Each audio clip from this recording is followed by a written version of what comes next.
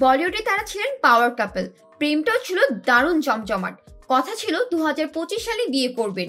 বলছিলাম বলিউডের জনপ্রিয় অভিনেত্রী তামান্না ভাটিয়া ও বিজয় ভার্মার কথা। তাদের প্রেমের গুঞ্জন অনেকদিন ধরে বলিউড পাড়াতে শোনা যাচ্ছিল। তারা নতুন বাড়ির সন্ধানও করছিলেন মুম্বাইতে, কিন্তু সব পরিকল্পনা যেন হঠাৎ থমকে গেল। সাম্প্রতিক রিপোর্ট বলছে সপ্তাহখানেক আগে সম্পর্ক ভেঙেছেন এই তারকা জুটি। যদিও তাদের মধ্যে তিক্ততা নেই, বরং বন্ধুত্ব হিসেবেই থাকতে চান তারা। বিজয় তামান্নার প্রেমের গুঞ্জন শুরু হয়েছিল একসঙ্গে কাজ করার সময়। পার্টি হোক বা রেড কার্পেট, একসঙ্গে থাকেন তারা। দীপাবলির অনুষ্ঠানে মনীষ মালহোত্রার বাড়িতে তাদের ঘনিষ্ঠ ছবি ভাইরাল হলে ভক্তরা ধরে নেন খুব শীঘ্রই 4 হাত এক হতে চলেছে। কিন্তু ভাগ্য বোধহয় অন্য কিছু লিখে রেখেছিল।